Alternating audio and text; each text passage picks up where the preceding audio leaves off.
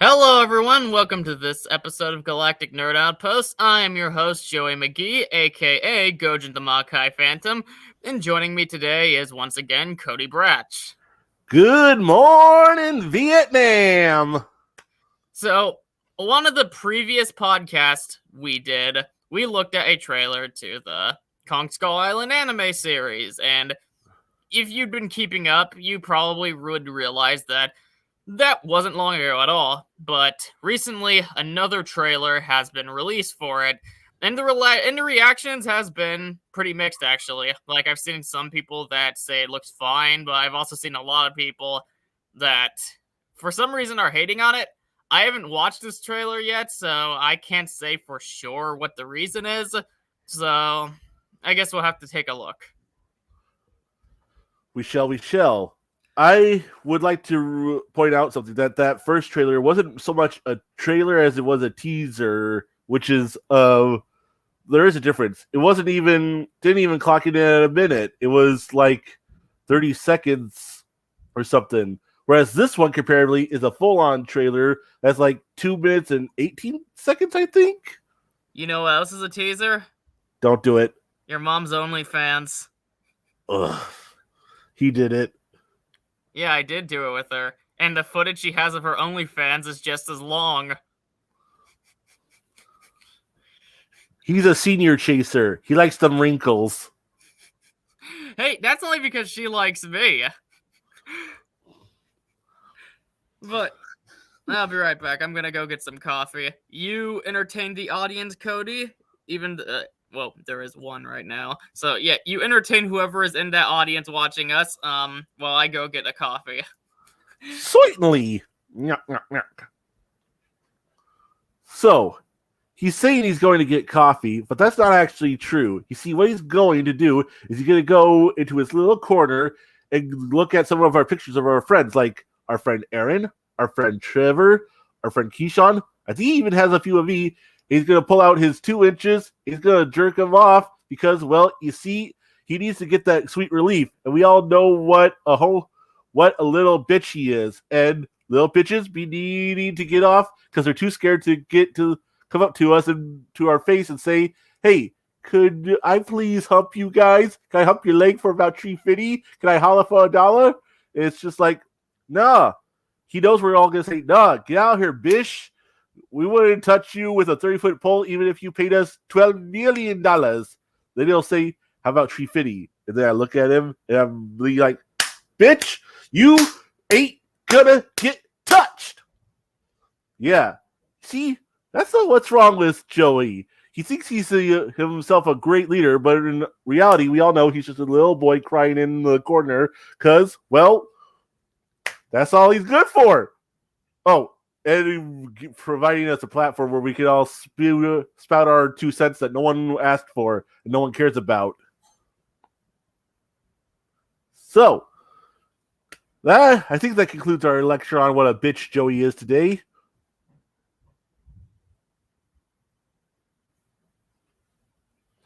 And now, I would also like to reiterate. Oh, I heard some movement in the background. Is he coming? Shh. This will be our little secret, folks. Don't tell him that I let you know what a little bitch he is.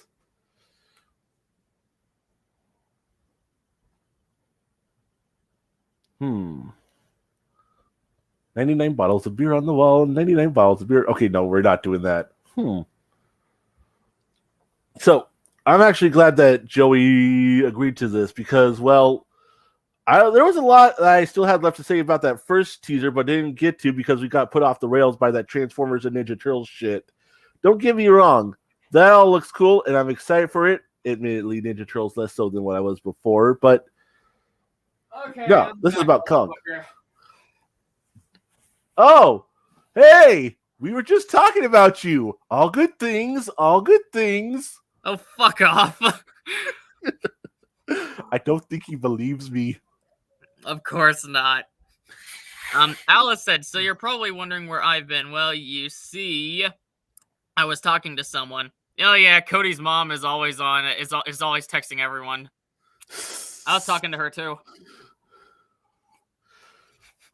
I got something I have to tell you, Joey. I'm not gonna lie to you. Huh? That's not my mom that's been going around. You see, your dad has this obsession where he likes to dress up like a fat lady and wear my mom's face as a mask.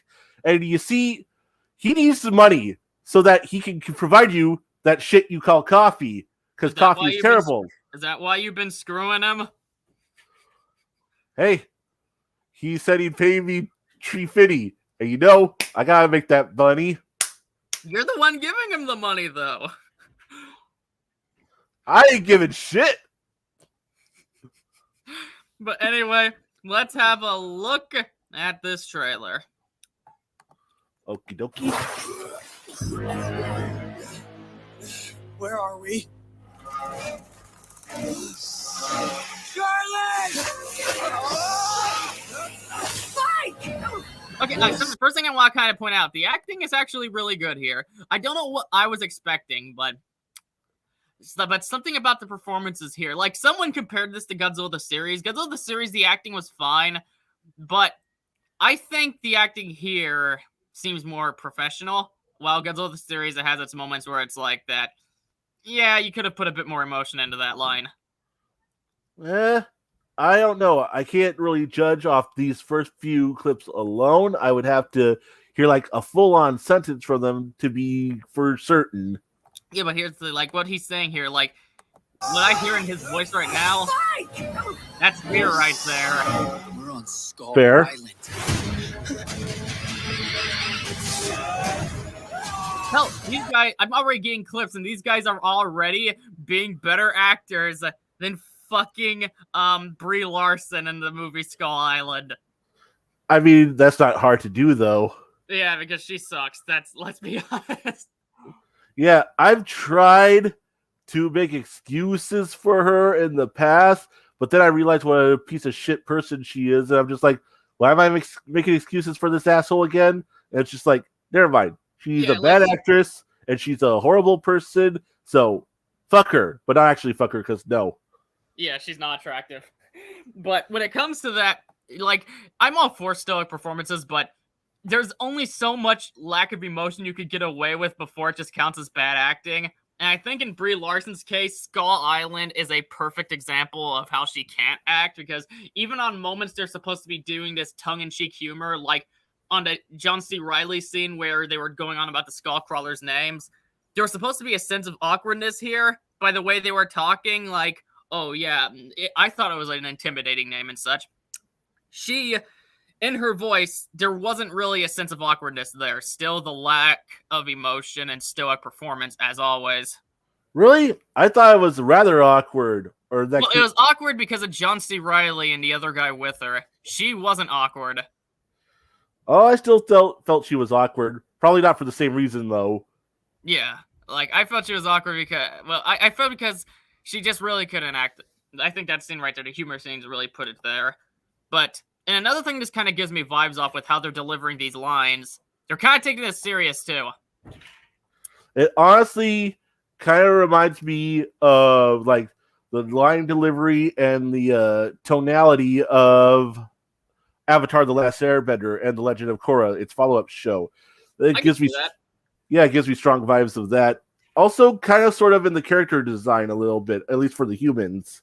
Well, that's probably because both shows are American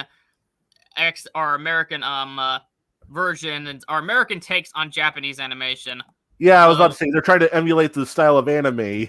Yeah, though Avatar: The Last Airbender in general was supposed to kind of give a take on the Japanese battle shonen, while this has more of a similar art style to stuff like Castlevania, which tries to resemble stuff like seinen more. Right. And that makes sense given the fact that this is animated by the same people who did Castlevania. Yeah, exactly.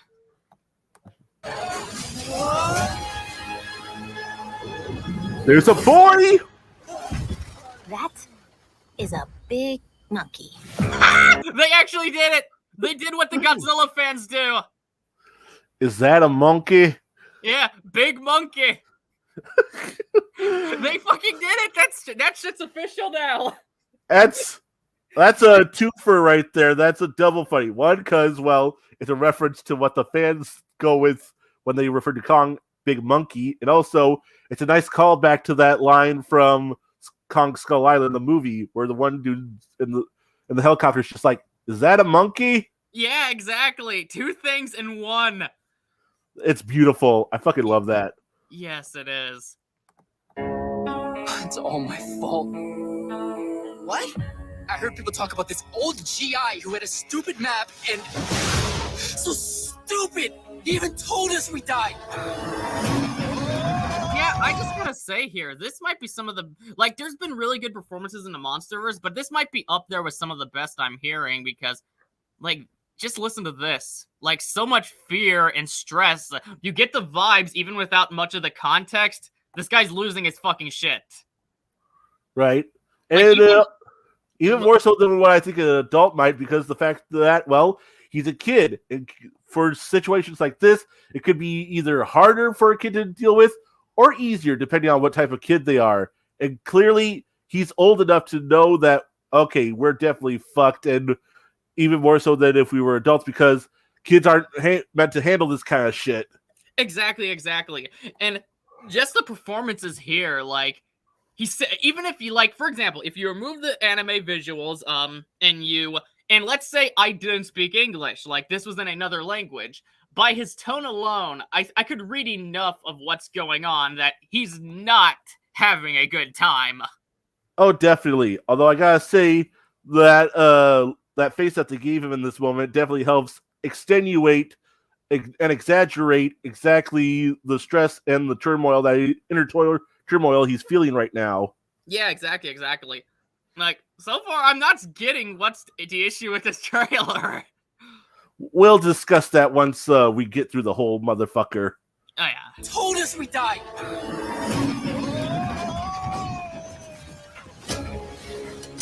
We're looking for the girl. And now there's guns!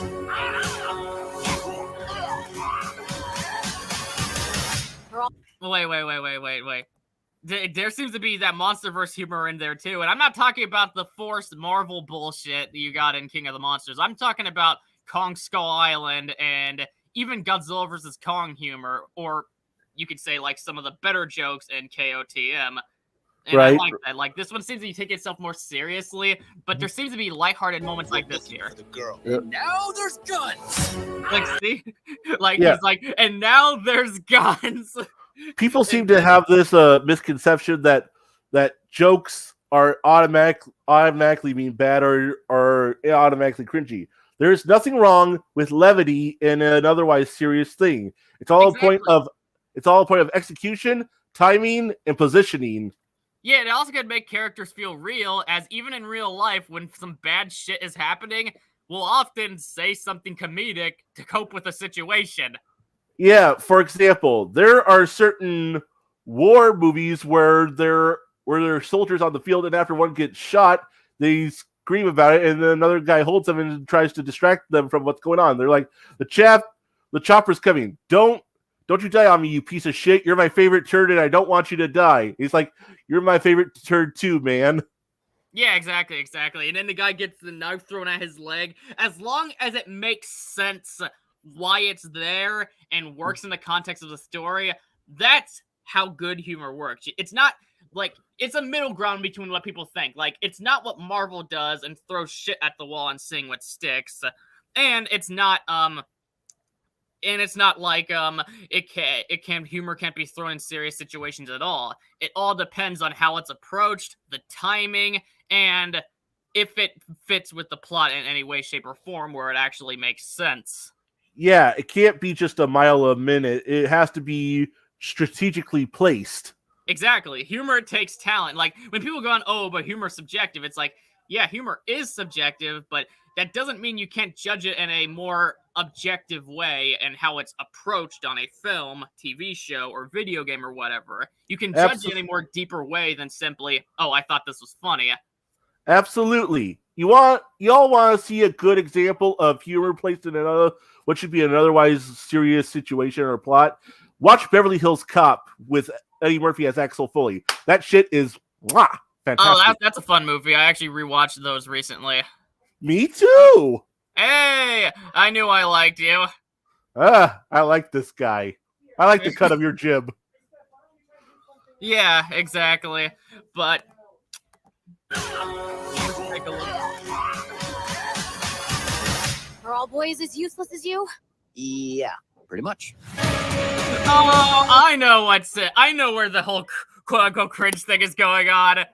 People think this is woke, don't they? Yes, a lot of people, even my friend Omni Viewer, who made a video about this recently, are accusing this little jungle girl of being a girl boss. Oh God, are all boys as useless as you? No, like I don't like woke shit. Like that's known, but this isn't. Here's the thing. I laugh at there's jokes made at men's expense and there's jokes made at women's expense. I can laugh at both, and it doesn't automatically equal sexism. Like Yeah, men do jokes about women in real life, and women do jokes about men in real life. That's how it works. Okay. yeah. There's always going to be gender-specific jokes in the world. You can either live with it, or you can go cry in the corner like a bitch, like most people are at that joke. Oh, he's so woke. Give me a break. Yeah, like that ain't fucking woke there. Like holy shit. I was wondering when I was hearing people say this shit. I was like, there's something in this trailer that they think is woke, ain't it? Either it is woke or it's not woke, and I see what this is. That's not woke because there is more than just that, but I do think that is one of the biggest factors that people are pointing at. Yeah.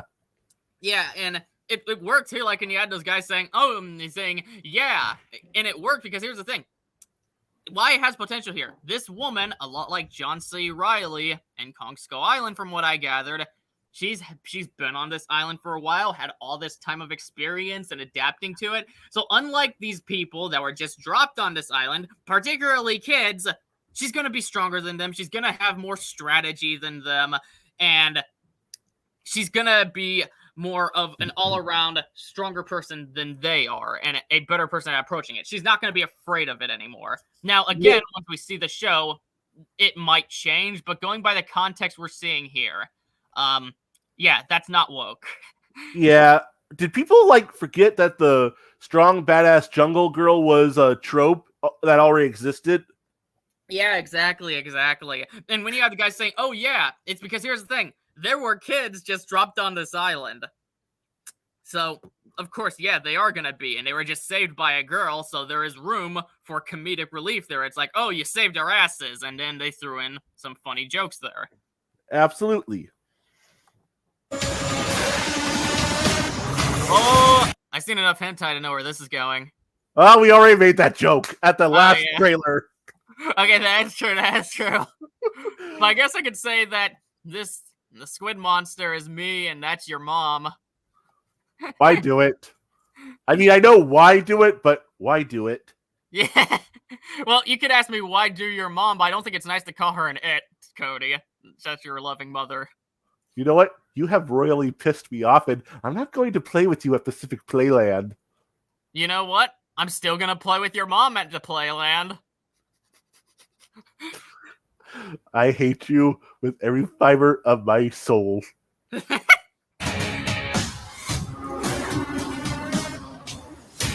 looking for my son. Have you seen my dad?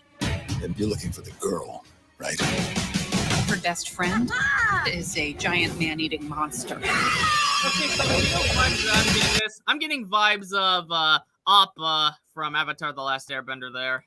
A little bit, yeah, but a little bit more on the vicious side, because when it comes to Appa, he didn't get mean, nasty until he absolutely had to. Whereas this thing looks like it could turn on the snap of a dime, or the flip of a dime and snap of the finger, whichever one comes first. Yeah, exactly. And if it is Appa, it's yeah, I say it could be a bit more of a mature version of Appa. But even if this show is targeting the usual demographic of the MonsterVerse, at least Godzilla vs. Kong, since it's Netflix, they have more freedom than something like Nickelodeon. For sure. It's like it's like say with Marvel Comics and Marvel animated shows. Like, I don't know if this show is aiming towards the young demographic of the MonsterVerse, but I do, but if it is like D-Man is suspecting, they can do more is what I'm saying. Like, for example, with Marvel comics are still aimed at kids, but they have a lot more going on in them in terms of darker aspects, Carnage being a perfect example, than what an adaptation aired on something like Fox Kids or whatever is able to allow. For sure, for sure. I am the monster.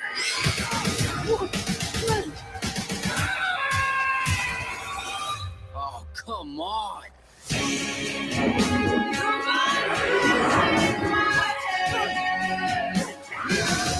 We need to run now.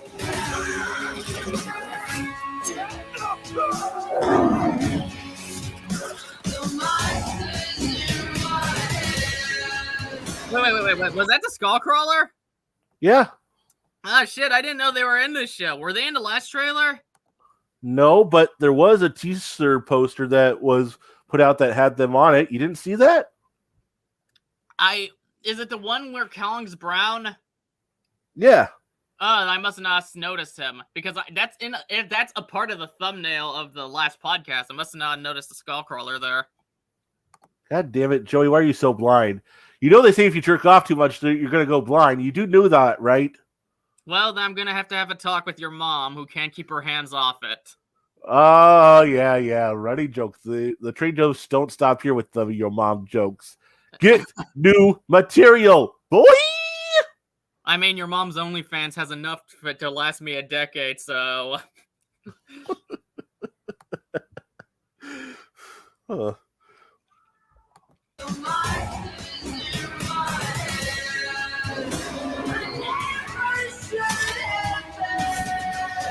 We need to get off this island. I still want to say, though, that doesn't really look like the Monster vs. Kong, and in this shot I pause him on, he's quite fucking ugly, if I'm being honest. I mean, would you prefer they try to make him more handsome? Being the gay wad you are? Well, on most shots, I'd say I'm quite cool with the design, but this shot right here, like, that's not why I paused it. This pause was completely incidental, but in general, he just doesn't really look, as D-Man pointed out, he doesn't really look like the Monster vs. Kong. He looks, and D-Man, apparently we're not wrong about the Kong the Animated Series look, because D-Man also pointed that out. For sure.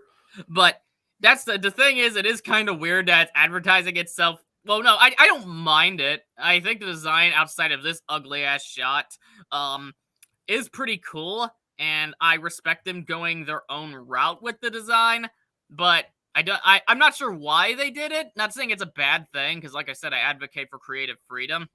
Well, I have a theory about that.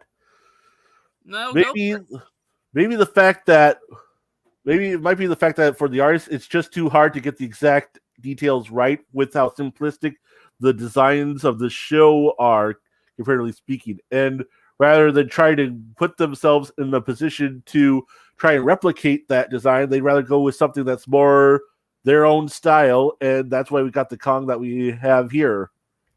Yeah, that makes sense. A lot of people, I think, are going to be mad about this since it doesn't align with the canon, but I'd say with little details like this, just pass it off like a retcon.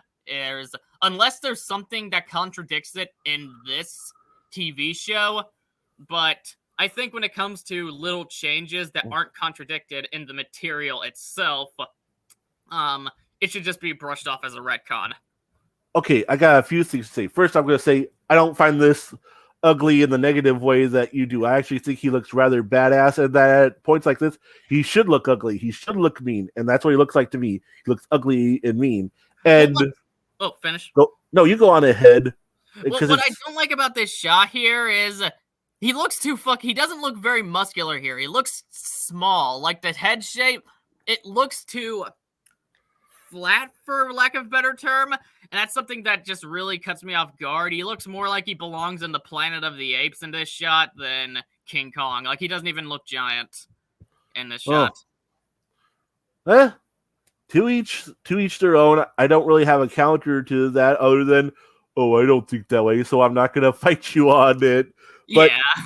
But instead, I'll move on to my second thing. something I wanted to talk about in the last stream that we didn't get to because we got sidetracked was we don't actually know where in continuity this show takes place.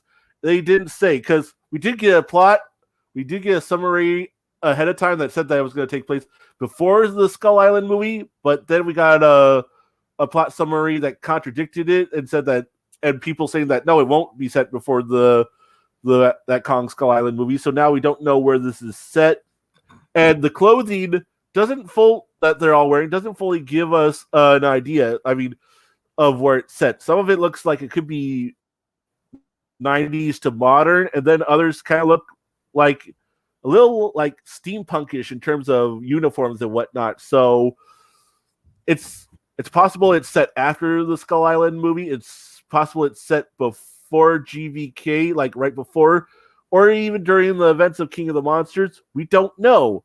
So in order to find that out for sure, we might have to watch the show. And then there are some who think that this might end up being non-canon and it's just some sort of product they made to cash in on the success of the MonsterVerse, and that it's not going to really matter. There, because the thing is, they're advertising it as a MonsterVerse series, and it's like, if it's not canon, then it isn't MonsterVerse.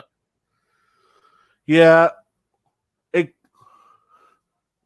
that's another reason why people don't seem to really be all that hyped about it, because it doesn't. So far, the advertising hasn't answered any questions about where this show could be set, or if it's even really set anywhere, or if it's just like going off the original Skull Island movie and ignoring everything else. A part of me wonders if this show right here is just kind of showing before, like, you know how in Star Wars: The Clone Wars, the original, where before Star Wars Episode 3 came out, it's shown who General Grievous was and how he got his chest fucked up. Yeah. I think what this might be doing is kind of showing that there are more of these apes on this island to kind of build up to new empires, new threat. Like this one, like I think there's going to be a few. Like there's that one big, like you have the one on the poster, which is accurate color to Kong, brown, and he's the same size too, the same bulkiness, the same muscular look. And then you have this one, and then you had that other one that we've seen in the trailers that was massive, but darker furred like this one. And then this one from this shot looks small. 1 minute. The one from this is gonna be a smaller ape. So you think there's more than one Kong on the island? Yeah, I think this here is the kind of show that there are more apes on this island before Godzilla vs. Kong New Empire is out. A lot like how many aspects of Star Wars: The Clone Wars was there to tell elements of Star Wars Episode 3, which it's still weird that show is a part of the Legends canon, considering that it did do that, but that's a whole nother can of worms that I'm not opening on this podcast. For sure. But yeah, I think that's what this is doing here. A part of Star Wars. It's doing what Star Wars: The Clone Wars did before it's out. I don't know how you feel about that. I can't say for sure because, well, we haven't watched the show yet, but I will say I'm inclined to think maybe not. I think what it comes down to is just some tad inconsistencies from shot to shot that you may be picking up on that I might not be picking up on. Well, let me grab a few of the photos, because let me pause it on this ugly ass motherfucker that I think is a small one. 1 minute. Fuck. 1 minute. Fuck. Why is it wanting to bitch at me? I'm trying to pause at the right time. Like, okay, so let me try again. Why? It's wanting to zoom in. That's what it's wanting to do. I didn't push the fucking zoom in button. I didn't push the fuck. Okay, there we go. We got this ugly ass mug here. Okay. Now let's try. Let me show. You've been making your mom jokes at me this whole stream. I don't feel the least bit sorry for you. Okay. Let me look up Skull Island anime. And I want to get the poster because we got this. 1 minute. 1 minute. Share screen. We got this one, which has the consistent brown fur from the movies. He's more bulky and muscular, especially his head. Like, his head right there looks more in line with this. Go back to that poster for a second, please. Okay, or this. No, 1 minute, 1 minute. That's what it looks like. It looks like that mixed with Look down in the Kong bottom left corner. The bottom left corner. Okay. You see Oh, yeah. That's the skull crawler. Yeah. That looks awesome. Even better in this shot than what we've seen. Man, I love that look. Yeah, there it is. You goddamn moron. Wait. Now, let me look up Kong Skull. Oh, by the way, you know that shot you showed of him looking over his shoulder for comparison? Yeah. That's actually my favorite shot from Skull Island. That's not an action shot. Yeah, it's a good shot. And then you have this one, which darker fur, less bulky. His head shape is almost completely different. And also, yeah, as a whole, the fur is just darker, the head shape's different, and the face looks different too. I don't think this is the same ape, and this one just looks smaller in every way. Doesn't even have the same... And 1 minute. Let's go back to the video. 1 minute. And we're not watching your mom's dancing video again. Hey, not my fault that she decided to collab with yours for your OnlyFans. Well done.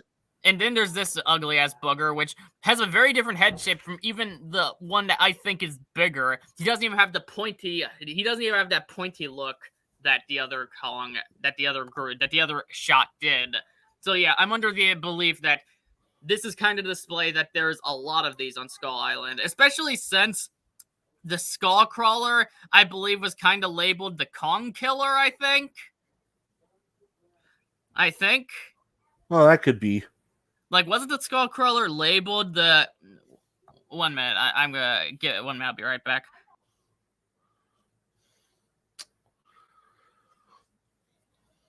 Okay. So, it's just me now. Here I am by myself talking to myself. That's chaos theory. Now, in all seriousness... I'm back now. But in terms of... that do you remember that, Cody? Because I can't. I swear that was stated. I do believe that in the movie they were referred to as devils that live below the island. Well, I do know in some things there was a thing that was referred to as the Kong Killer. Maybe it was the sequel comic where they had Brooks's son end up on the island. Maybe. Because, there was a flashback scene that showed Kong being bored and then his parents dying right afterwards, succumbing to wounds they got from the skull crawlers. That could be where you're thinking of it from. It could be. But let's get back to it. Mm-hmm.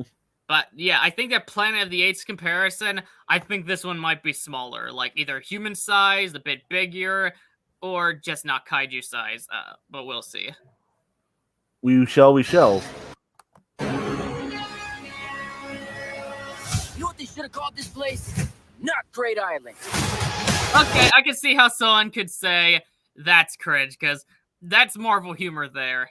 Not Great Island. Like, yeah. Like, what's the joke there? Like, it's not called Skull... it's called Skull Island. Like, what's the joke?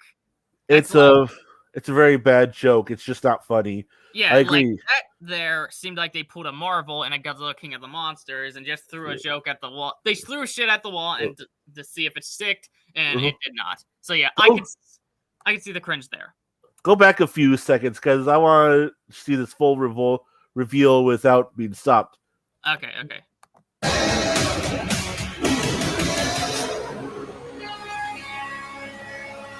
know what they should have called this place Not Great Island. Okay, that reveal is cool. Like that's the thumbnail on this podcast right here. Fuck. Yeah, I wanted to zoom in again, but hey, we actually got it. This shot here, everyone's gushing over for a reason. Well, not everyone, but I see a lot of people using it, but a lot of people think that this show looks cringe, so I can't say anybody's gushing over anything besides maybe me and you on certain aspects. There's someone watching that doesn't care for me and you so far. Alice, you mean? Alice said, so Yeah. I've been staring at this for half an hour of you guys screaming, oh well, guess I'll watch you scream. No, Have you Alex, been screaming? No, Alex seems to be a dedicated subscriber from what he's been doing so far, so... But, yeah, it looks fine.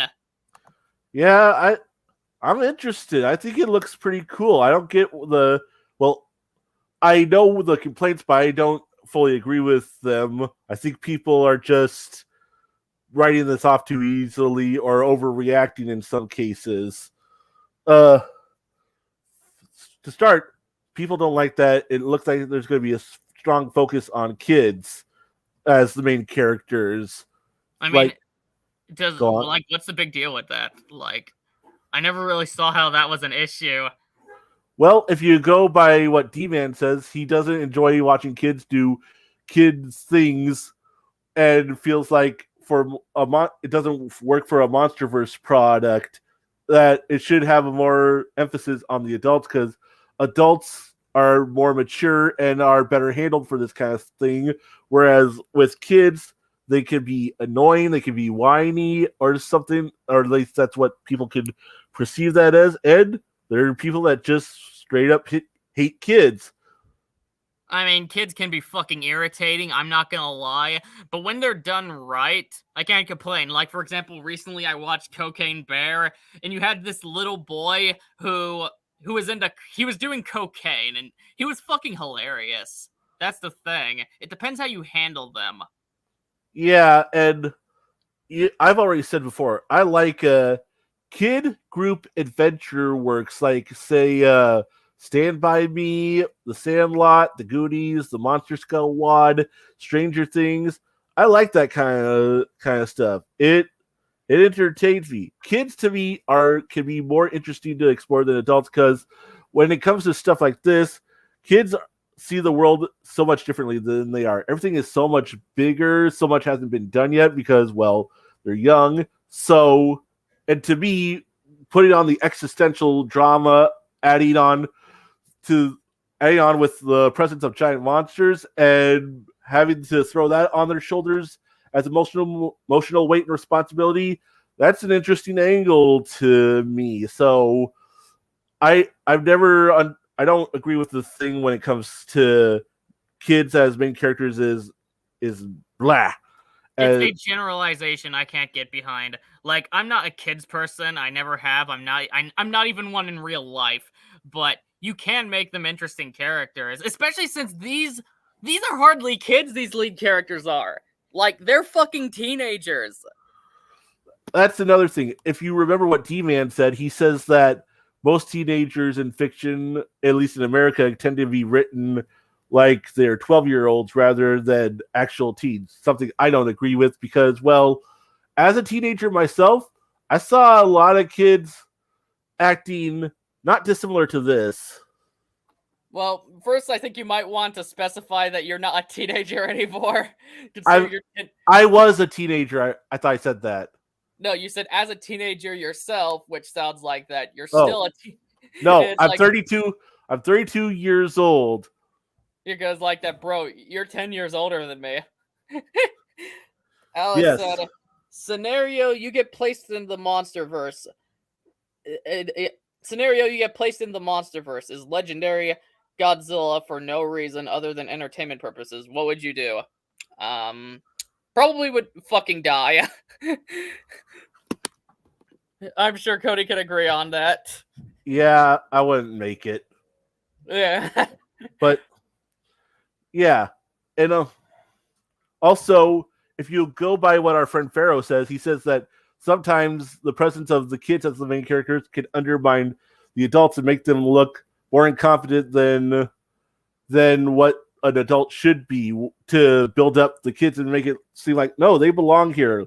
Sort of like the first 3 seasons of Star Trek: The Next Generation, where Wesley Crusher was solving problems that the rest of the Enterprise crew wasn't able to solve. Yeah, exactly. So, if you're going from that angle, yes, I guess I kind of get it, but that's not what all media with kids as lead characters is. Sometimes it's a struggle for them. The best written ones are where the kids can struggle and come across as good characters. Sure, they have their annoying moments, but what person doesn't? All I'm saying is, kids as lead characters doesn't automatically equal bad. Well, yeah, because here's the thing. Like, what I don't like is I always stand by this as a reviewer. I think if you're gonna criticize something, it has to be more than a simple generalization of, oh, this concept can't work, rather than realizing that I gotta say almost, because I know that there's some concepts that can't work, but 99% of concepts can, if the artist puts enough time and effort into it. And the thing is, when you say stuff like, it's starring kids, it's gonna be bad, it kind of undermines the stuff that follow children that are actually good. Although, here's a question I have for you. What if kid-led stories is just not someone's cup of tea?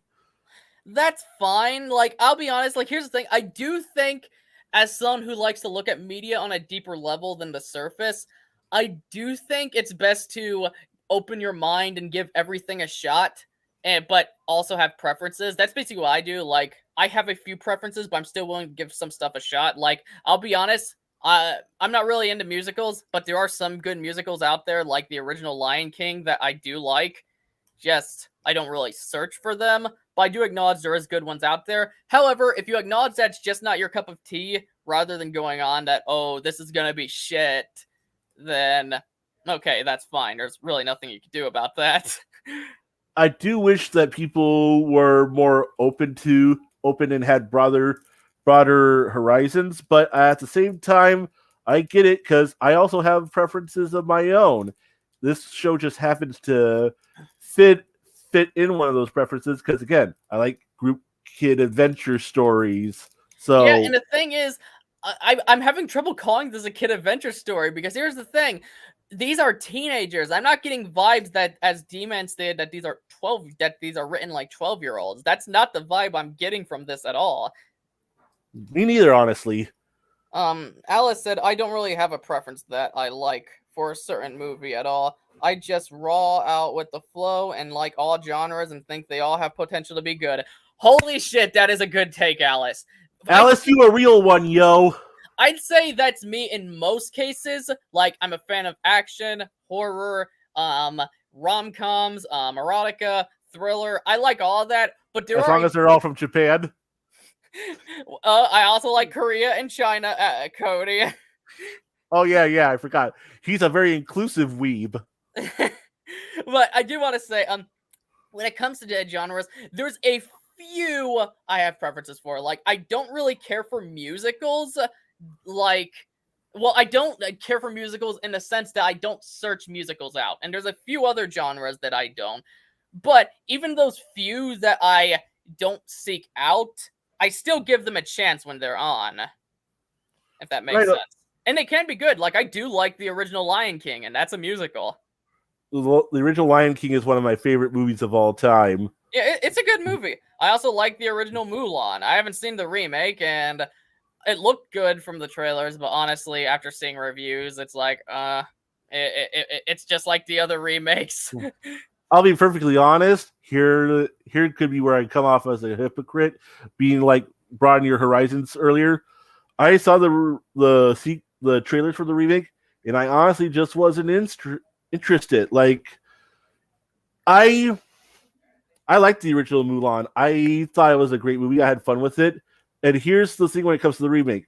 I already have the original. Why do I need the same story done again? And especially when I saw nothing about the trailers that made it seem like this was worth coming back to see this different version of it. Toku Punk Productions said, hello, Toku Punk, how are you today? Same thing when it came to that Little Mermaid live action remake. I enjoyed the first one enough, and that was all I needed. I don't need this version, especially since when I saw the trailers for it, nothing grabbed me. I will admit, when I saw the trailers for the Lion King remake, I actually was fairly interested because, well, like I said, the Lion King was one of my favorite movies, and seeing them do a new take on it the way they did, trying to make the animals look more photorealistic, intrigued me.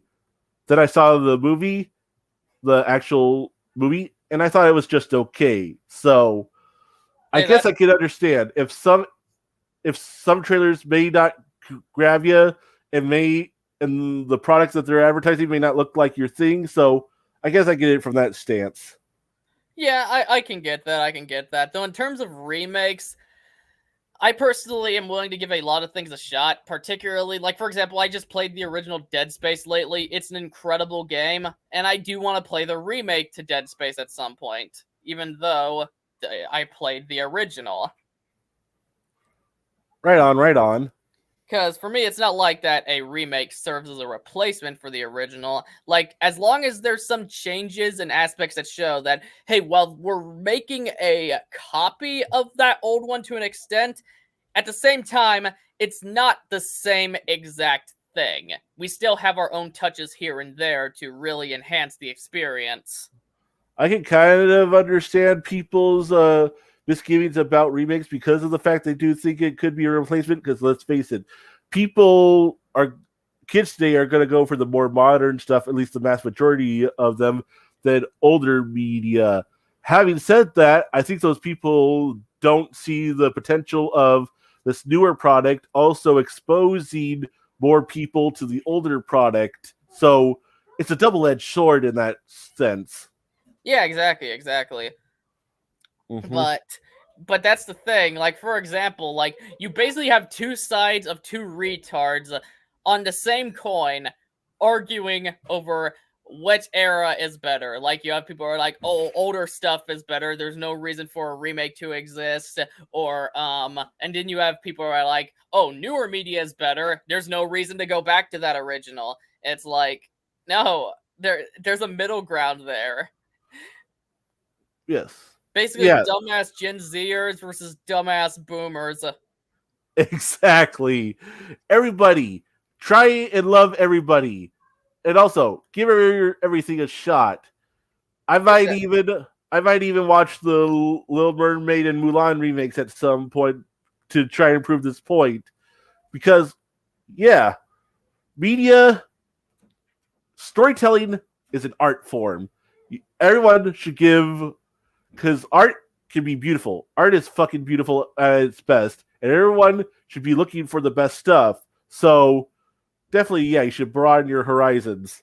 Oh yeah, most definitely. That's why when we talk about stuff like objectivity in art, many people tend to get very mad about that topic, thinking that, oh, it's about that, oh, if I like this, you're automatically wrong for liking or disliking something. No, that's not what objectivity versus subjectivity is. What objectivity is looking at things from how you interpreted what the vision of the artist was. Because the thing is, it's not about, basically when you go into objectivity, it's about more than going into your preferences.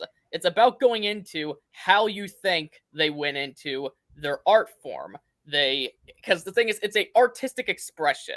That's what media is. Like, if they add a change of something that you don't like, okay, if you don't like it personally, that's perfectly fine. But if you want to say that that choice was bad, you're going to have to go a little further in how it affected the story or something along those lines, other than it didn't suit your preference. Because there's two types of people in this world. Well, two types of media consumers in this world.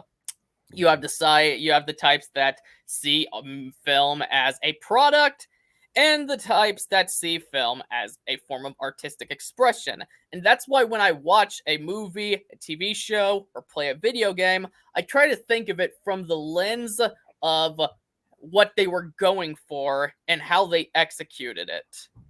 Right. So, Finish? no, you go on ahead. You finish.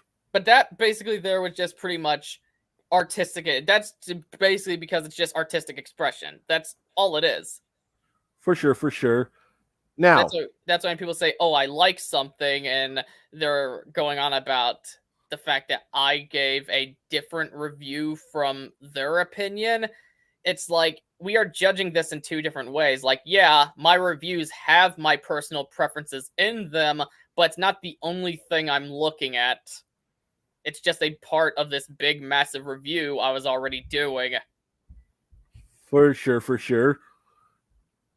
Now, trying to steer the ship back on course, I will say, despite all that, I will say, everyone's probably going to think I'm like a flippy flopper when it comes to takes. No, it's more complicated than that. I will say, I'm fine with this, or / not fine with this. In this case, I'm fine with this. I'm fine with there being lead kids as the lead characters in this thing.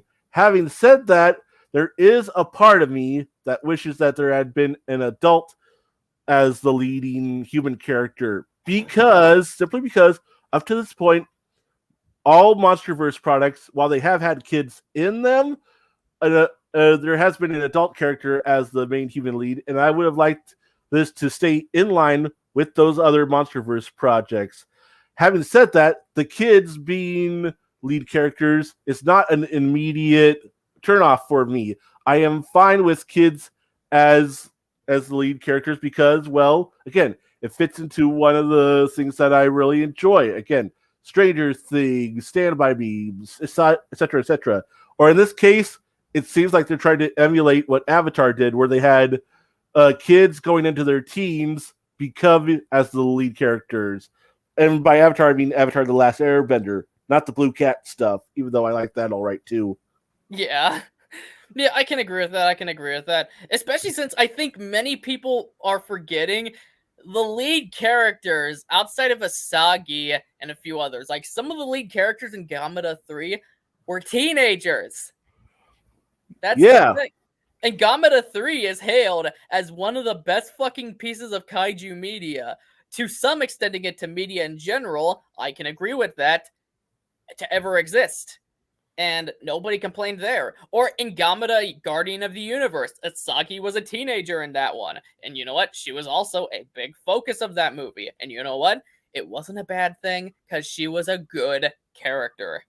And you even have with going back to Gamera 3, the main character was another teenager, one who had a grudge against Gamera. And it was that plot line that was the driving force of the overall story of the movie.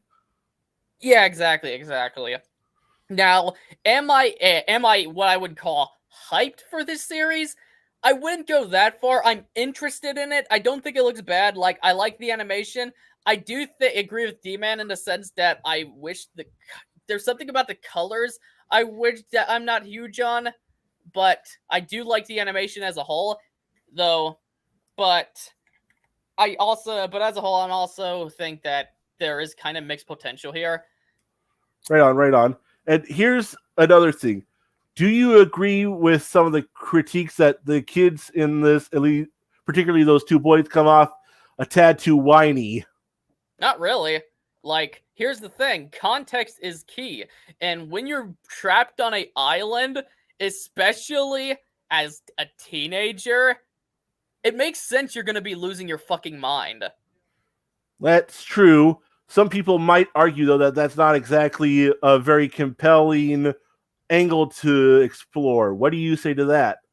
I say they're speaking from preference. Like, it's like when people bitch about Shinji Ikari and Neon Genesis Evangelion, they go that, oh, he's so whiny, he's not this big, tough badass. It's like, yeah, he's not fucking supposed to be. Evangelion was made at a time Anno was feeling massively depressed, and basically took a lot of his fandoms like Godzilla, Ultraman, Mobile Suit Gundam, Getter Robo, Space Runaways, Ideon, a lot, and put those elements together with a narrative of his depression in there. And plus, alongside its depressive themes, Shinji's a kid. He's a kid that's being forced into the world of fighting a bunch of giant monsters. His dad hates him, and Shinji, and he's pretty much, and he's losing a lot of shit next to him too. So it's reasonable he'd be whiny. Like, yeah, maybe you don't want that in your show. Maybe you'd rather have this big badass Chad lead character. But I don't see how. But that's not really objective there. That's just speaking from a personal preference and nothing more. Yeah, and let's face it, none of the kids in this trailer, as we've seen so far, none of them have gotten to the level of whininess that Shinji did. Not saying that Shinji being whiny is a bad thing. I'm just saying, compare the two. There's a stark difference. Yeah, like, and particularly since Evangelion it takes itself very seriously. Like, there's humor sprinkled around, but Eva as a whole is a very serious show. Same with the movies. This has a lot of MonsterVerse humor in it, and a lot like the MonsterVerse. Some of it's funny, which also throws their cowardly aspects in there. And what concerns me most about what I've seen here is some of it is not, and I'm afraid there's going to be more of that cringy MCU type humor. And you know what I'm thinking of. It's that they should call this Not Great Island. Like, yeah, that was there. I found a lot of the jokes in the trailer to be either funny or either funny ha ha or at least funny hee hee. That was the one where that made me go, ugh, why'd you put that in there? Yeah, that was the one that made me a bit concerned about what this show is going to have. Like, I know some of the jokes are going to turn out well because some of them, as we already stated, have context. But it's like, what's the joke? Not so Great Island? Like, if it was called Great Island, then I guess fine. That would be a serviceable type joke there. It's not like it would be, oh, that's hilarious, but not something cringy. So, not funny ha ha, but certainly funny hee hee. Yeah. Well, I wouldn't say I would even laugh at it if it was called Great Island, but it's more of that I wouldn't have an issue with it. I'd be kind of neutral on the joke. Wow, since it's called Skull Island, it's like, why? Why is that? Why are they throwing that joke in there? It doesn't make any sense. And then we have the people who don't like the bulldog monster. They feel it's more like akin to, again, Appa from Avatar or Nigel from Godzilla, the animated series, or Timon and Pumbaa from The Lion King. A cute little pet sidekick character that they feel shouldn't be involved in. They don't like. What's your take on that? I don't see an issue with it. Like, for example, I don't really see the comparison to Timon and Pumbaa at all. Like, what the hell? And Nigel, I don't really see the comparison to that either. Like, okay, how about this? Godzuki from Godzilla the Hanna-Barbera show. Oh, Godzuki didn't do anything, though. He was just a cutesy character thrown in there to be this thing to appeal to the young audiences watching. No, he did stuff. He would occasionally rescue the crew when Godzilla couldn't get there in time, and he would also call Godzilla when the Godzilla signaler wasn't in play for some reason. He did do stuff. Oh, okay, but I wouldn't say Godzuki is anything like Appa from Avatar The Last Airbender, which I'm getting more vibes of this thing being similar to.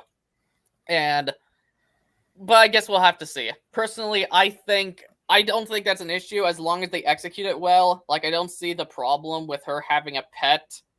Yeah, that's what people need to get. The presence of stuff like that doesn't automatically equal bad or cringy or anything. I honestly think that the best thing to do would be to watch the show itself and see the final product and then make up your mind on whether it's bad or not. But again, backtracking, I know I don't mean to. I'm just saying, I also get that for some people, there may be enough here that's not their cup of tea that they're just like, okay, never mind. Yeah. Like I said, I'm not exactly stoked for this TV show. It looks interesting enough. Like, I'll watch it, and I think there's potential here.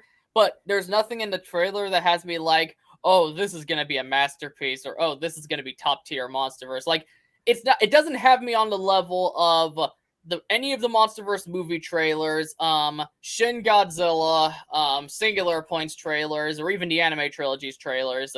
But it does have potential, and I think there's more of a chance of it being good than bad, because I haven't seen anything that made me cringe here other than the not so great island joke. Fair enough. Then here's another critique that was brought up by some people. Again, one of them being my friend Omniviewer. If you ever end up watching this, I'm sorry, Ryan, but I feel like some of these need to be addressed. Here's one that needs to be addressed. People feel like there's a total inconsistency between the Skull Island portrayed in this show versus the one that was portrayed in the movie. They say there's a bit of a disconnect there, and that the Skull Island in this show doesn't feel like the one from the movie. What do you think about that? Okay, so what we're gonna do to answer that question, we're gonna skim through some of that trailer. Like, I don't see how it's any different. Like, for example, it still has this very big foresty like look to it. Like, for example, you have monsters roaming all over the place, and what else? Oh, you even have the waters, which were also in the Skull Island movie, and everywhere they go, there's a big threat. Like, I'm pretty sure this very area, this spot right here, reminds me of the area that giant-ass spider in the movie showed its face. I find it more to be like where Marlo was telling the other people to be worried, to look out for those big ants that we never got to see. Yeah, most definitely. Mm-hmm. But I don't know what they're talking about. Like, particularly in this shot here, this right here, I'm pretty sure it's mimicking the beginning of the movie. Well, not the beginning of the movie, but the beginning when they landed on Skull Island. Mm-hmm. So, yeah, I don't get that. When I watch this, I instantly think, oh yeah, this is definitely the same island. I think another thing is, well, they say that the monsters on this that they show in this don't feel like the monsters from Skull Island, and that they're, you know how they're referred to in extended media as flora fauna, where they feel so at one with nature that they basically become like nature, like the water buffalo or the giant stick bug monster. They don't feel like that same theme is carrying over with the monsters that we see in this trailer. What's your take on that? I don't see the issue here, because all I'm getting vibes from in this show is showing that Skull Island has much more than what we originally thought in the movie. Because in the movie, we only see Kong, the Skull Crawlers, natives, that big spider, and a few other things. This seems to be going more into the extended amounts of things you can see on Skull Island, and alongside showing things that were already established on there, like the Skull Crawler. So I don't know what people are talking about. Like, the existing kaiju from that movie. Like, let's get to the Skull Crawler. Like, where is it, Skull Crawler again? I think it's at oh, go back. Okay. Keep going back. Okay. We're gonna find this motherfucker. I think it's before the point you paused on. Okay. Okay, there's Kong. Okay, where is the Skull Crawler? Oh, fuck it, we're just gonna look at the poster when I do this shit, because I'm not going through this. Fair enough. Okay. But, like, the existing kaiju, as I was saying, mm-hmm. they look like they do in the movies, beside this ugly-ass motherfucker. But, 1 minute. Like that, like automatically when you see that thing right there, what do you see? The Skull Crawler. Right. Like, is the issue here that they don't like the new creatures that are on there? Like, how could they have a similar feeling to the previous monsters when these are new monsters? Yeah, you need. When you're doing a sequel or something that expands on the lore and mythology, you have to actually expand it. You actually have to have more creatures. So that's what they're doing here. I Yeah, don't see the issue. Yeah, like I don't know what they're giving here. Like the only thing I guess you can say doesn't feel like it's from Skull Island is this ugly motherfucker, the thing that many people are comparing to Appa, and I'm one of them who sees it. But that's only because this thing here, unlike the others, which do have similar vibes to the monsters on Skull Island, because when you look at their faces, like right here, that's a very monstrous face. It don't feel like there's much personality in this chameleon-like thing, nor in this crab, and that's not a bad thing. I'm just saying that's a similar vibe to what you got in the movie with the monsters. Is they're more similar to what you get in nature in comparison of what you'd see in a Godzilla movie. And same goes for the Skullcrawlers. Well, this thing right here, look in its face, you could tell there's going to be a pet-like personality here. Right. Like, so I'm not sure if I'm the only one who feels this way, but he's kind of the standout, not in a good or bad way, but in a way that he's you could tell he's different from the others.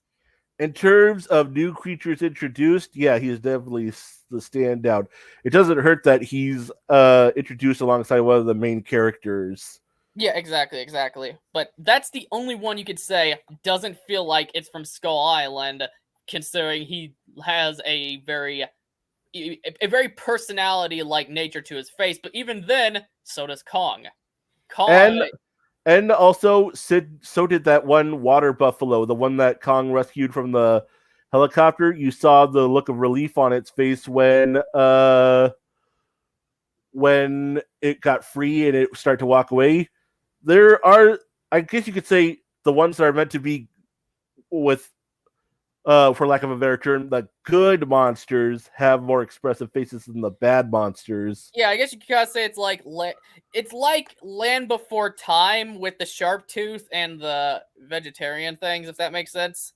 Oh yeah, that's actually a great comparison in my opinion. Yeah, because the dinosaurs in that movie, they just looked like vicious monsters, while everything else looked like these cutesy, friendly creatures. And this thing, while still looks a tad bit vicious, you could still tell that he's different from the rest. So now we go on to the next critique, and this is one I don't agree with at all. There's some people that when they say it looks like Godzilla the animated series or Kong the animated series, they mean it in a bad way because they think those shows are bad. They're not. You are uncultured swine, and you need to get good. Yeah, exactly. I haven't seen Kong the animated series in years, though. Like, I liked it as a kid, but I heard it's not a great one. Well, Godzilla the animated series seems to be... Well, Godzilla the animated series is more love it or hate it, because I've seen people who love that show, and I've seen people who absolutely fucking despise it. I don't love Godzilla the animated series, but I do like it. I don't really get... Like, I guess you could say there's some... No, I'm gonna be honest. I don't get Godzilla the series vibes from this at all. Kong the animated series, maybe, but that's only because, well, it's Kong, and the Kong design looks somewhat similar to it. But even if it did look like those, it's like in Godzilla the series case, that's not really a bad thing. Like, Godzilla the series I don't think is great, but I do think it is a good show. So, yeah, I wouldn't have issue with that at all. Okay, despite how I came off before when I said everyone was on culture swine, I was mostly joking. Again, preferences, everyone has their own cup of tea, all of that. If this feels like those shows and you don't like those shows, more power to you. I will say, again, I can see the 98 comparisons and the Kong animated series comparison only because, well, it's a Kong animated series and it has monsters in it. I'd say it's more mature than those. Again, going back to Avatar, The Last Airbender / Legend of Korra, I would say if you put Kong the animated series, the Godzilla 98 anime series, and the Avatar series, and put them all in a blender, you get this show. Yeah, I can see that. The reason why I don't notice that much of Godzilla the series is because, like, for example, I haven't seen any vibe that this show's gonna be episodic monster of the week thing yet. I haven't seen any vibe that Godzilla's gonna be this pet, Kong's gonna be this pet type thing. They call over when a monster's coming. Like maybe he'll be a pet like thing to this girl here. And there is potential for that, considering he was that in Godzilla vs. Kong the Jaya, and maybe there's always someone on that island who does have him like a pet, so it could be, but I haven't gotten that vibe from the trailer yet. Maybe what they're referring to is the fact that some of these creatures, in terms of design, look semi-similar to creatures that you'd see in the 98 animated series. Like that one lizard underneath the bulldog. Yeah, I could totally see that being something in the 98 animated series. Yeah, exactly. Alice said, not so great island, more like not so great joke. I'm sorry you had to hear that. Yeah, that joke was awful. Toku Punk Productions said, okay, I'm back. I'm here for good this time. What did I miss? Well, that sent out a while ago. I'm guessing you're caught up now. He also said, I honestly have a bit more hope for this than Godzilla the series, to be honest. You mean, Do you mean the 98 show or the upcoming live action Godzilla Monsterverse show? Yeah, that's what I was thinking. Because the 98 show, it's like if you want to confirm whether or not your hopes are correct on the 98 show, you could just watch that one right now. Pretty easy to get a hold of. And Tokupunk Productions.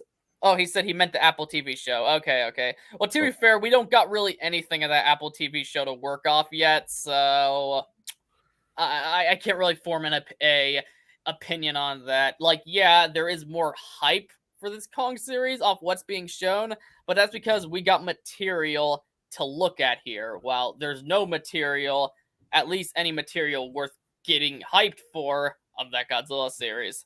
And when we say hype in this case, we mean that people are talking about it, because again, there's a lot of people that don't seem too hyped about this show. Yeah, exactly. The only thing I will say about the Apple TV show that's coming out, I still don't get why they're placing it like after 2014 instead of after King of the Monsters, where I feel like there's more exploring possibilities in that timeline versus the timeline they're going with. But that's just me. Yeah, exactly. But we'll have to see where they go with that, because right now there's no material to really work off outside of very little things in terms of that show. I actually think that Alice put it the best. When it comes to the Apple TV show, we're kind of staring at a wall. Yeah, that's very much the case here. And it's surprisingly taking a while on why they're doing on. It's taking a while for them to do that, because like this is a Godzilla TV show. Like, wasn't that announced in like 2020 to 2021, and we still don't have any trailer yet? Yeah, it was around this point. Trevor theorized that we might get a trailer for it at San Diego Comic-Con this year. You know, the Comic-Con to end all Comic-Cons. Yeah, exactly. Toku Punk Productions said, I still think the MonsterVerse is way less cringe than the MCU. Hot take, I know. I don't know if that's a hot take. It's only a hot take with MCU fuckboys. Alex! Because the... Wait, God damn it, Cody. Oh, I'm sorry. I had something stuck in my throat. Yeah, it was his dick. Why do it? But I agree with you, Toku Punk. The MonsterVerse is way less cringy than the MCU. Yeah, like the MCU has a lot of shit to cringe at, like both the throwing shit at the wall type humor, and often the CGI. Like the CGI in Marvel movies have always been hit and miss, but it's gotten worse over the years. Like you get stuff like in Doctor Strange Multiverse of Madness, Black Widow, Black Panther, all of that shit has some of the most hilarious visual effects that looks like they belong in a Japanese TV show from 2005. And Toku Punk Productions said, Ant-Man 3 was a nightmare. I haven't watched it, and I'll be honest, I don't really have much intentions to. Same. I don't care about the MCU anymore. After Endgame, I was like ready to just let lame dogs lie. I did watch Spider-Man No Way Home and Shang-Chi and the Ten Rings. Those were No Way Home was good, and Shang-Chi was just okay. I thought both were pretty good, but not perfect. Right. Definitely not perfect. But I don't care that much about those kind of superhero movies anymore. I'm just not interested. Like, I'll be interested. I'm interested in ones that I think that will be good.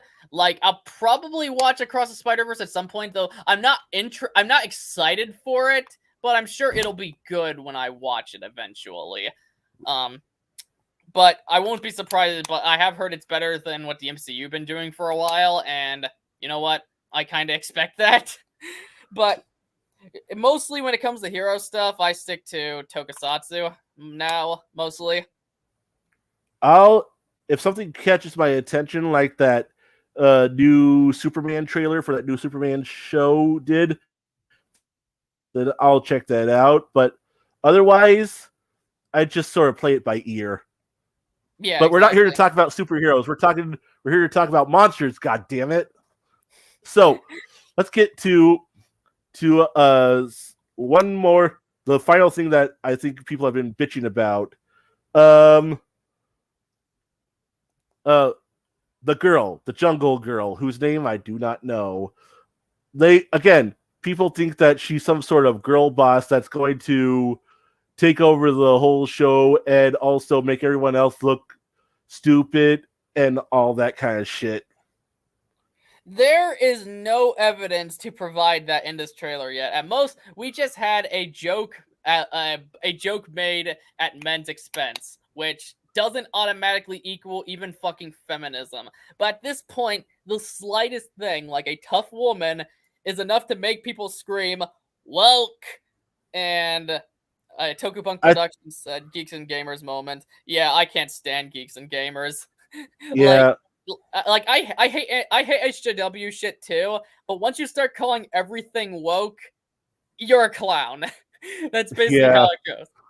I think another thing that people don't like is the fact that she's so easily able to kick those armed mercenaries' asses like she did that one time. You know how she swung in and wrapped a vine around that one guy's throat and all that kind of shit. To them, that automatically equals feminism, SJW, leftist, blah, blah, blah. All that kind of stuff. Yeah, even though there has been no evidence, like, that's been around for fucking years. With Aliens, Sarah Connor, female prisoner, convict Scorpion, Lady Snowblood. Princess Leia. Yeah, exactly. Like, not just because a woman is strong doesn't mean it's woke. And I gotta say again, did everyone forget that the badass jungle girl was already a trope that existed long before this existed? I mean, hell, they had a badass jungle girl in the last Kong animated show, or at least the one from the early 2000s. Yeah, and of course you have people who are like, but strong women ain't realistic. It's like, yeah, neither is a giant fire-breathing lizard. Well, atomic lizard. I will say a strong woman is realistic. I mean, hell, did everyone forget that Ronda Rousey exists? Okay, bad example since she got her ass kicked in those last few fights, but I'm just saying, the UFC let women into said UFC and started fighting, letting them have professional fights, even though Dana White was initially against it. Well, to be fair, like, if you put a UFC woman against a UFC man, by nature, by how men are usually built, the UFC man is probably gonna win. Like, that's not sexist. That's more just the fact that by nature we are animals. Okay, like, let's be honest. Human beings are fucking animals. We are built stronger, but even in that case, right. But put a UFC trained woman versus a guy, a random Joe off the street who's never been trained how to fight in his life. Who do you think's gonna win? Yeah, the UFC woman's gonna beat his ass. Yes. I will say I would be curious to see a UFC sanctioned fight between a mixed martial arts trained man and a mixed martial arts trained woman, just to see how it would go. So that maybe it could probably end the debate once and for all for people about whether strong women are realistic or not. Yeah, like, but even if they're not realistic, it's like, who cares? It's fiction. That's not an issue. Like, yeah, like, if you're able to accept big monkey and giant fire-breathing lizard, you can accept a strong woman. Yeah. And the whole age age thing doesn't play a factor here either, because again, this is a jungle girl that spent a lot of time on the island, and we see her using the island's environment, which you would know by now, to her advantage to take those guys down. So if you look at it from that angle, it does still make fundamental sense. Exactly. Also, to kind of address what Alice said earlier on the screaming thing, because this occurred again. I apologize if I'm starting to yell, but that's because there's a bunch of dipshits in the background I'm trying to drown out. And I am autistic. That's my only defense. Yeah, but that's why you're probably hearing me be a bit louder than usual, because people outside won't shut the fuck up, and it's starting to frankly get under my fucking skin. Yeah, and I'm autistic, so I get overamped easily. And also, if he starts screaming and I didn't realize it, I might have started screaming too without realizing it. Because I'm special, don't you know?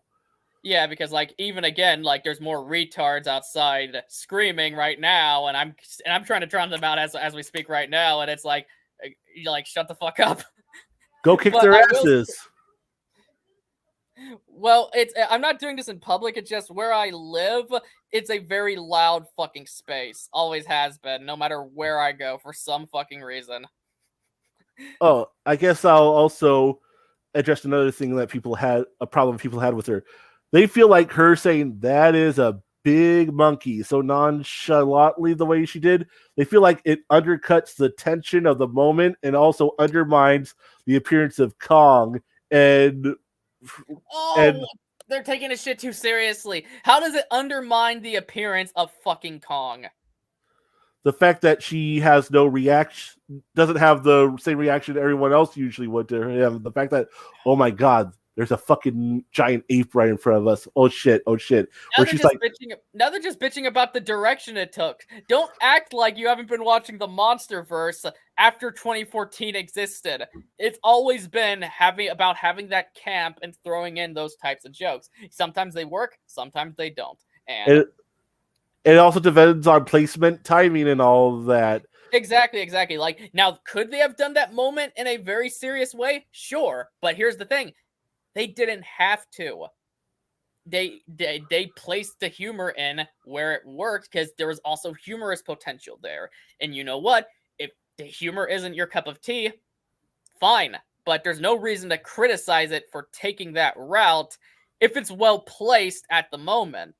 And I will also say, it might even play better in the actual show, because again, the trailer is an out of context moment. All these things are out of context. They're put together to try to be like, oh, look what we got for you. So if you watch everything that happened in context, it might play better. So in that case, I say give it a chance, because that's another thing that entices me to watch it, is because I want to see how all this looks in context and how it all plays. And I want to see everything they haven't shown us yet to go with that stuff. Yeah, exactly. But we'll see how it goes. I don't expect it to be my favorite thing of the MonsterVerse, but I do expect it to be good. Tokupunk Productions said, Professor Otaku's opinions be like, oh yeah, fuck that cocksucker. I got another video I'm working on. No, you fuck him. I'm not touching that. Well, to be fair, nobody's touching that. That's why he's got to make these snobby-ass YouTube videos. He hates the virgin jokes. He fucking does.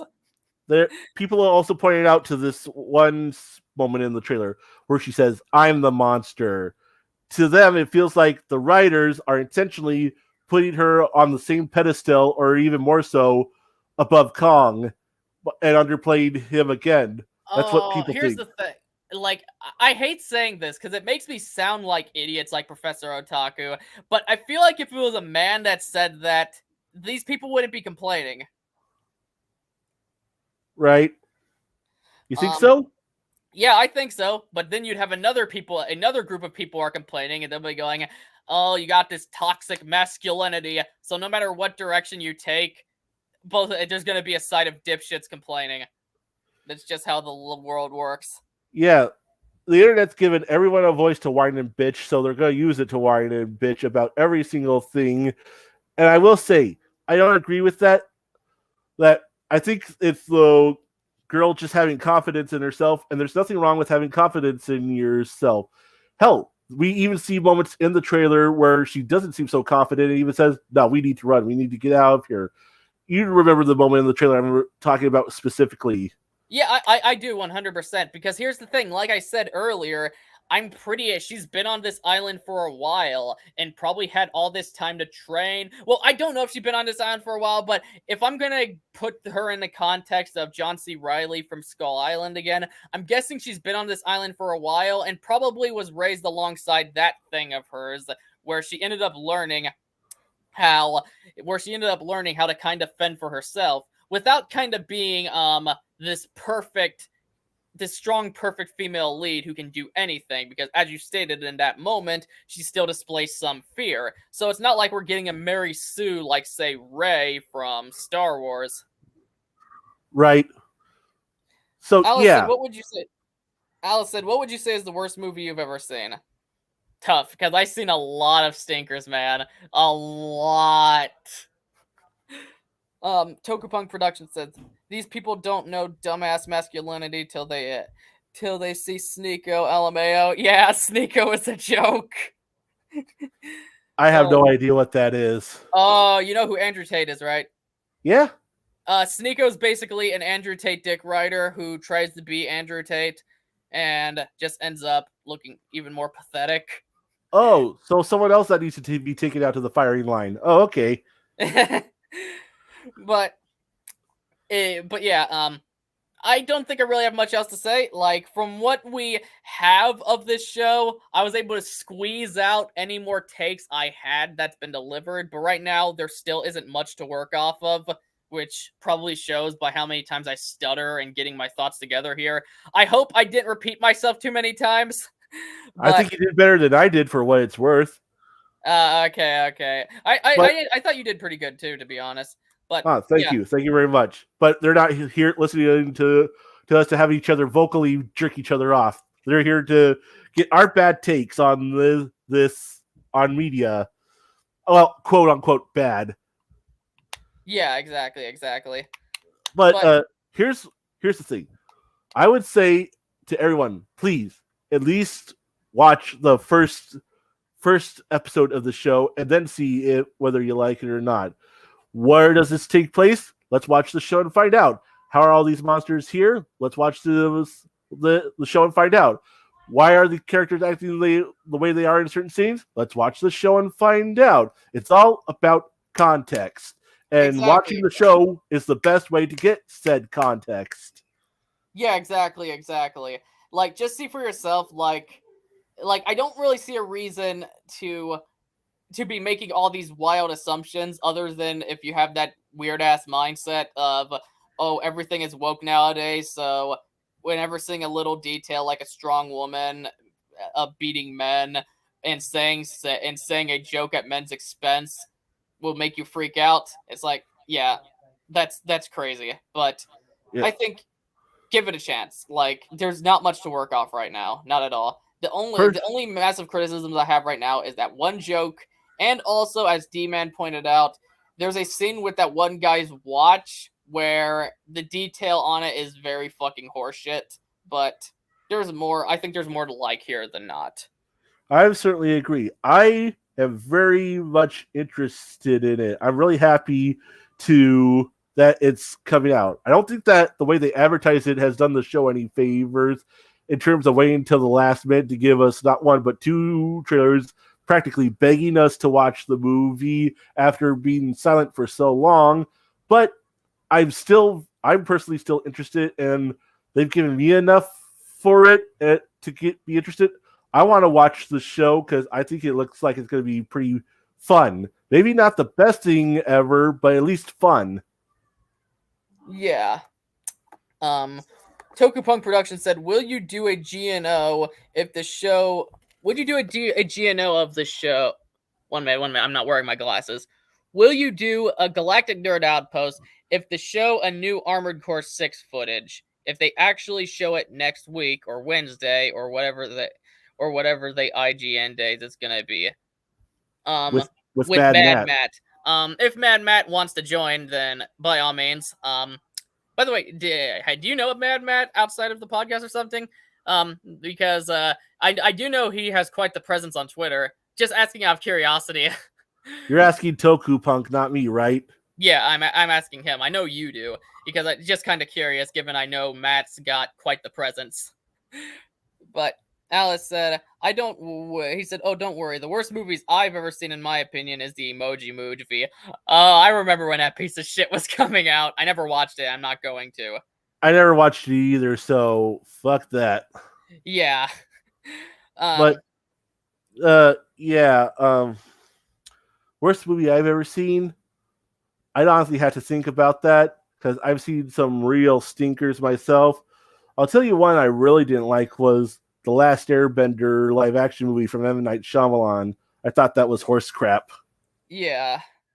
Toku Punk Productions said he's based. You mean Matt? Yeah, Matt's a cool guy. Though I do think he kind of needs to stop getting into fire wars with people on Twitter, because frankly, he does tend to get very, very angry at it. And as I constantly try to tell him, bro, that's not healthy, but he never listens to me. Ugh, sad. Really Yeah. sad. He's a cool dude, but a very stubborn dude. But what were you about to say, Cody? oh, I saw that Toku Punk had left a comment, and I completely lost my train of thought because I was trying to read what it was saying. He said it was way overhyped. I was disappointed, TBH. I thought it would be worse. I think he was referring to when I talked about the Last Airbender live action movie. Yeah, I think he was. I haven't watched that movie. I heard it's bad. I doubt it's the worst movie ever made, though, because, like, as bad as Hollywood... Oh, absolutely. I mean, that was just the first one that came to my mind. I know for a fact that there are movies I've seen that are much worse than that. I just can't think of them right now off the top of my head. Oh, he said Toku Punk Productions said he meant the Emoji Movie. Okay. But anyway, I think I squeezed out any take that I might have on this. Perhaps I may have yammered on a bit too long, but that's because I'm doing, like, this is a podcast, so it's not scripted. So I tried to basically get any train of thought I had left in my brain relating to this show out, and I think I got it all out. What do you think, Cody? Yeah, I think I've pretty much said everything I wanted to say. We've analyzed everything that's available to us. We've analyzed the critiques. We've discussed it all. Apparently screamed about it at some point, according to Alice. And we went on and on. And ultimately, we both concluded we're looking forward to this, although probably to varying levels, if I'm honest. And yeah, I think we've squeezed everything out of this like I squeezed your mama's titties last night. Alice said, for some reason, something weird happened, and I had to re-enter the stream. 90% of movies suck nowadays. I don't want to say that. Even in terms of Hollywood, I still would say there is a fair amount of good and average movies out there, though mostly I stick to stuff like foreign media, because I find foreign media, as James Gunn stated, to kind of go more creative, to kind of be a bit more creative, and also has more stuff that just interests me all around. So if you're tired of Hollywood stuff, I'd recommend checking out more stuff from Japan, Korea, Hong Kong, and all those other places, because you will get a different vibe, and you will get less of the bland MCU-esque stuff that Hollywood has kind of become. I personally don't. Personally, it doesn't matter whether it's American or foreign. If there's a good product, it's a good product, and if there's flaws, I'm going to say there are flaws, and I'm not going to just be some sort of yes man for one side or another. Oh no, I completely agree with that statement. I'm just saying that there's more stuff in foreign media. There's more stuff in the line of foreign media I find to be interesting and good. Oh, I wasn't reacting to you. I was just saying in general. No, what you said makes total sense. Yeah, exactly. It's actually kind of why I'm still salty I didn't get to go see Shin Kamen Rider either day it was screening. Yeah, like, that's sad, because that movie was really fucking good. Right now, by far, that's the best movie of 2021. like, the more I think about it, the more I fucking love Shin Kamen Rider. The two best superhero movies we had in years is Shin Ultraman and Shin Kamen Rider. And Shin Kamen Rider, I think, did the pacing a little bit better than Shin Ultraman too, because Shin Ultraman, while I still think did a really good job with the quick pacing, I think they needed to choose between Alien Mephiles and Zedub. While Shin Kamen Rider, every threat was tied to the one main threat of the story, and that was Shocker. So their simplicity worked. Nobody needed dived into more than they were. But yeah, those are the two best superhero movies I think that's been released in years. And if I could find Shin Kamen Rider online somewhere, I'll send you the link. And since you didn't get to join for that podcast, and you're an admin of the Facebook page, feel free to write your thoughts there when you see it. Thank you very much, man. It's most appreciated. In terms of your comparing Shin Ultraman and Shin Kamen Rider, pretty much everyone has said something of similar nature from what I've seen. So, yeah. Unless we want to keep on droning on and on, even though we're pretty much done with the main subject matter of the podcast, maybe we should just end it here. Well, first I want to read more of Tokupunk's comments. And Alice, Alice said, "I just write my own fan movies or original ideas." And that's not a bad idea. I don't do fan films though, because I don't have that type of talent. I'm better. My skill mostly relies in giving critiques on media. I don't think I can make a good one. I'm a published author who writes my own original ideas and gets them published, and I also do fan fiction on the side for fun. So I get where you're coming from, Alice. Tokupunk Productions said, it's a great. 1 minute, I have to look closer. I'm farsighted. It's a Gundam. It's a Gundam, the YouTuber. It's a Gundam had a great take on this. Yeah, he does. I don't always agree with It's a Gundam, but I do love his content. I think he has mostly good takes and is overall very entertaining. Tokupunk Productions said, Shin Kamen Rider was epic. It damn well was. If you haven't seen me and Abyss Kaiser's podcast review of that, go give it a look. We were gushing over the movie. I might even up my score to a 10 now, because criticisms I originally had for it that pushed it to a 9, the same rating I gave Shin Ultraman, kind of changed, because the CGI criticism I gave, originally I was like, the CGI is a problem, because I was like, the CGI looks like the worst points of Shin Ultraman, but Shin Ultraman had reasons for those points to look like it, because it used a lot of CGI at points, and most of it looked incredible. While Shin Kamen Rider, I thought it was mostly practical with a few CGI parts, and all the CGI parts seemed to have looked like that. But it turned out there was a lot more CGI in that movie than I thought, and the vast majority of it was absolutely mind-blowing, where I didn't even notice it was digital effects. So you're saying it was seamless? Yeah. And there was stuff like other things that I just really saw in Shin Kamen Rider, like, for example, the pacing. I don't have an issue with that anymore. Like, it's a very fast-paced movie, but that's not a problem with me. Like, you have the exposition that's done properly to get us ahead on everything, putting us in Takashi Hongo's shoes on learning about this new life he was getting and adapting to it. The core threat of the movie, being Shocker, is, well, built up in its own right, and every member of Shocker, while gets only a bit of their own time on the screen, they didn't need a lot of timing, because the timing of that movie was mostly focused on going after Shocker than going after a specific threat. And the villains, but still, even then, the villains of Shocker all had their own individuality. They were just simple enough where they didn't need any more time than they had. So as a whole, I might give that a 10, but first I need to rewatch it. But yes, Shin Kamen Rider is a masterpiece. He said, I hated at the theater.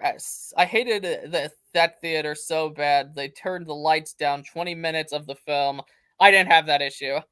Alice said, fun fact, I was working on a script called Time Mammoth, which is about Time Mammoth, yeah. Which is about a woolly mammoth that travels through time. That sounds interesting. Tokupunk Productions says, the pacing is Anno style. Exactly. And I think Anno did a very good job with it. He said, you either think it's amazing or garbage.